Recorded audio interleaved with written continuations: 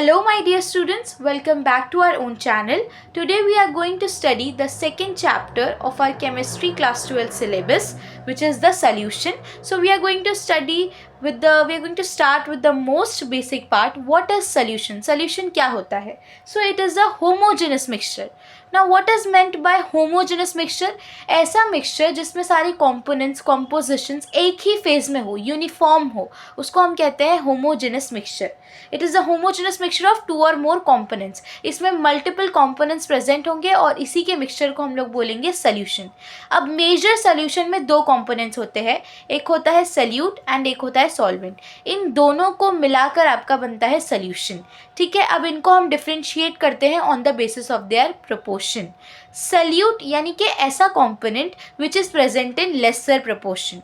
And the solvent will be the component that is present in larger proportion. So we'll take an example to understand what is solution. So if you have made rasna in your home or any juice, तो हम उसमें पानी लेते हैं and then we add that powder, right? तो सबसे ज़्यादा proportion में पानी लेते हैं या powder? Of course पानी लेते हैं ना, so it will be solvent. और फिर जो आप उसमें एक powder डालोगे, that will be your solute. And then when you will mix it, you will have your solution. Okay, so I hope you understand what is the meaning of solution now.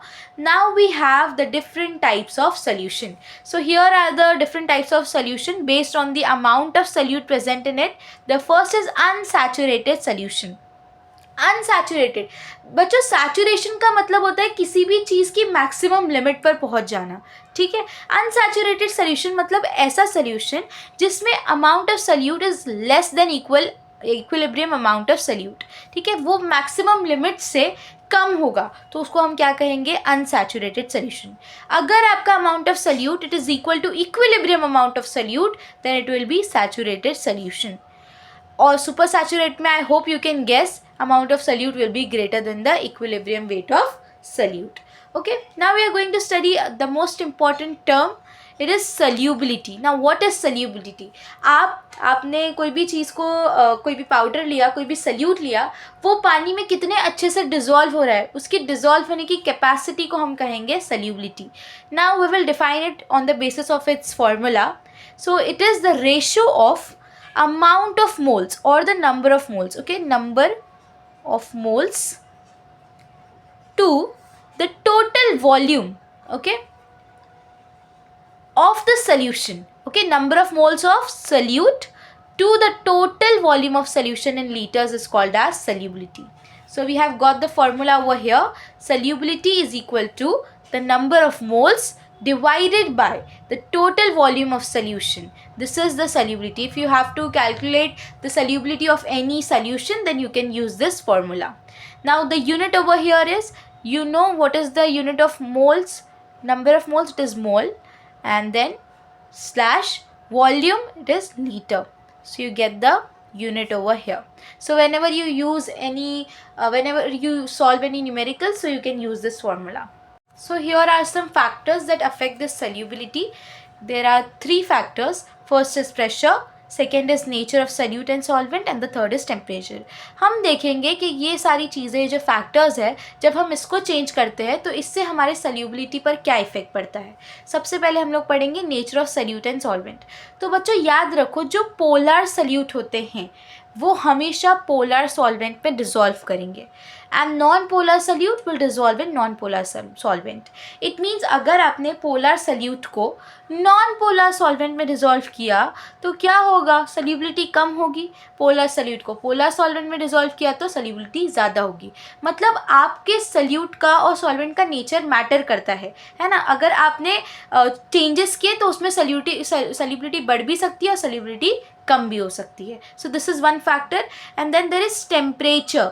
यहाँ पर बताया गया है कि अगर आपका reaction, कोई भी आपने केमिकल रिएक्शन परफॉर्म किया है and if it is exothermic then solubility will be lesser. Exothermic reaction क्या होता है? हमने 10th स्टैंडर्ड में पढ़ा है.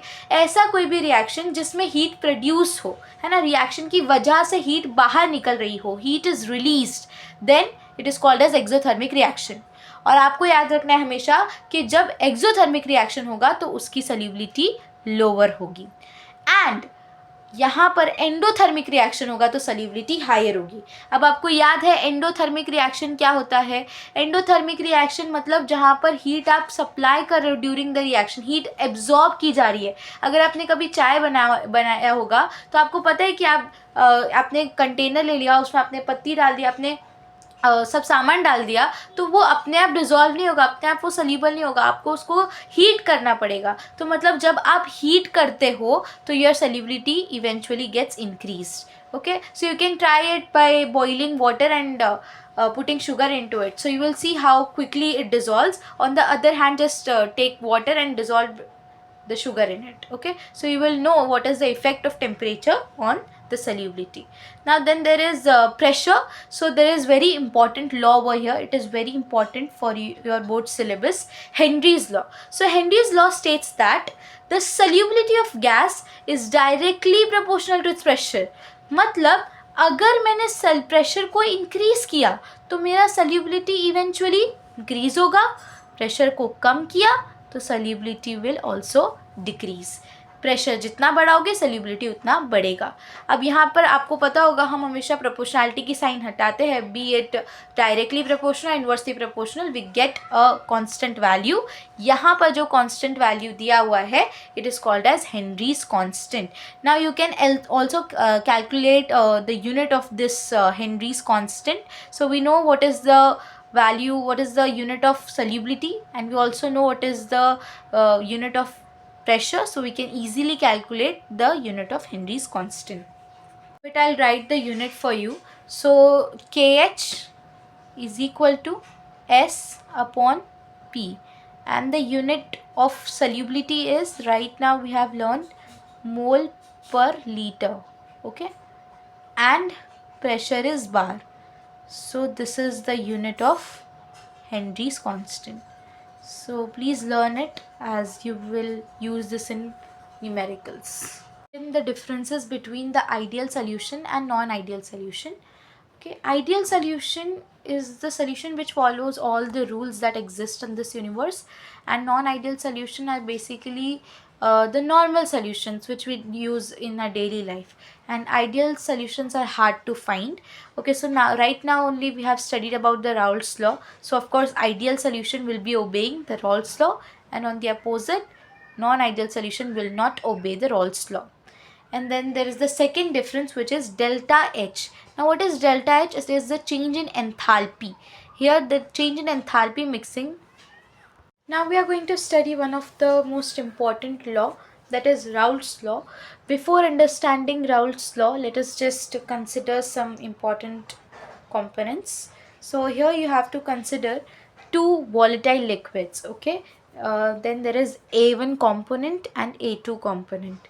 Now this P1 naught, students always remember this naught represents the pure solvent. So these are the pressure of pure solvent. Okay, and then P1 and P2 are the partial pressure. Always remember this naught is for the pure solvent and partial pressure for these A1 and A2 component. Okay, now x1 and x2 are the mole fraction. I hope you have studied about mole fraction in 11th standard. Okay, and PT represents the total pressure, that is the sum of these pressure of A1 and A2 component. Okay, so we have to first consider these things, and now we will understand what is Raoult's law. So we'll just break it into three parts. First, partial vapor pressure of any volatile component. Here we will consider the volatile component as 1. Okay, so what it says, partial vapor pressure. यहाँ पे हमने partial vapor pressure किसको लिया है, ये है, तो P1 is equal to, okay, vapor pressure of pure component.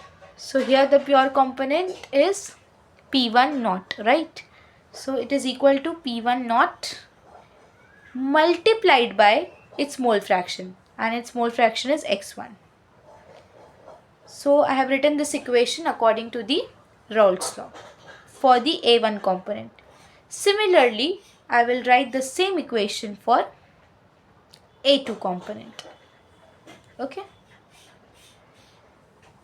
Now, according to Dalton's law, we know that the PT is equal to P1 plus P2.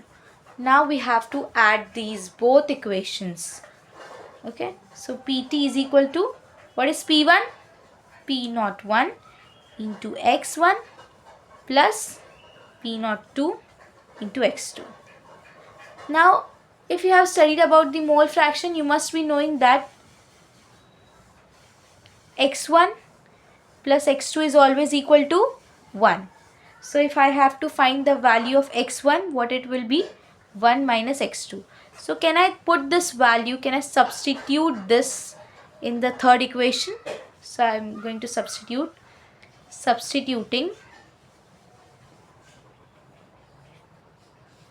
4 in 3. Okay, so it will become like this, PT P01. So it will be 1 minus X2 plus this. Okay, now we have to further multiply the whole bracket by this P01.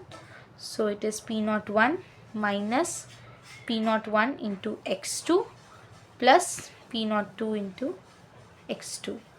So can we just take this X2 as common, right?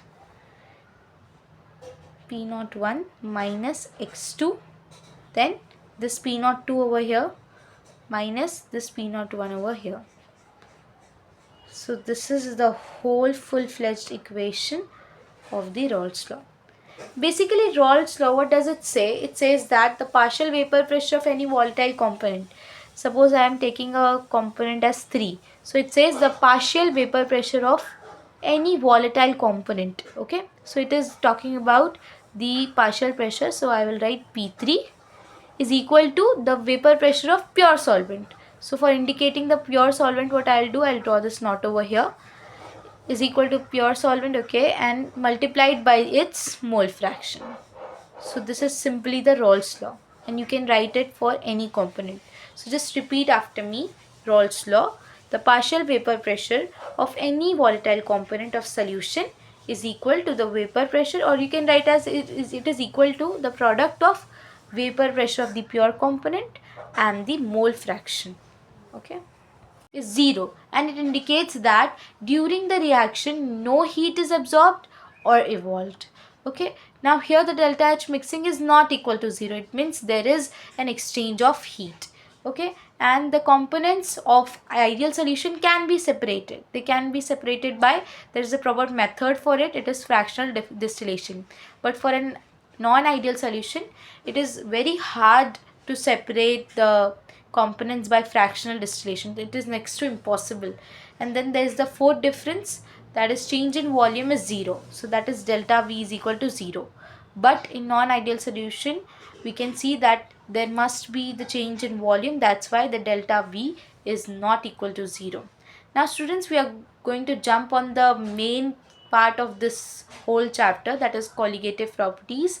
So what are colligative properties? This is something new for us, right? ये आपने पहले ज़्यादा सुना नहीं होगा, ये कुछ नया है ना बच्चों? हम हमेशा फोकस करते हैं, दो चीज़ें होती है कोई भी टॉपिक के बारे में, एक होता है क्वालिटी और एक होता है क्वांटिटी, कैरेक्टरिस्टिक कोई भी चीज़ का, है ना? हमने साइंस में अक्सर क्वालिटी के बारे में पढ़ा है, but colligative properties is something about the quantity. ये प्रॉपर्टी ऐसी प्रॉपर्टी है, सॉल्यूशंस की ऐसी प्रॉपर्टी जो सिर्फ और सिर्फ नंबर ऑफ सल्यूट पर डिपेंड करती है. ठीक है, सॉल्यूशन की ऐसी प्रॉपर्टीज़ जो नंबर ऑफ सल्यूट पर डिपेंड करेगी और ना कि उनके नेचर पर. ठीक है, ऐसी प्रॉपर्टीज़ जो सल्यूट के नंबर पर, नंबर ऑफ सल्यूट पर डिपेंड करेगी, not on the nature of solute particles, are called as colligative properties. And in this whole chapter we are going to discuss about the 4 most important colligative properties, and here are the 4 properties, that is vapor pressure lowering, elevation in boiling point, depression in freezing point, osmotic pressure. हम ये सारी properties को एक एक करके पढ़ेंगे। अभी फ़िलहाल आपको बस इतना याद रखना है कि कॉलिगेटिव प्रॉपर्टीज़ का डेफिनेशन क्या है and what are these 4 colligative properties. Thank you so much students.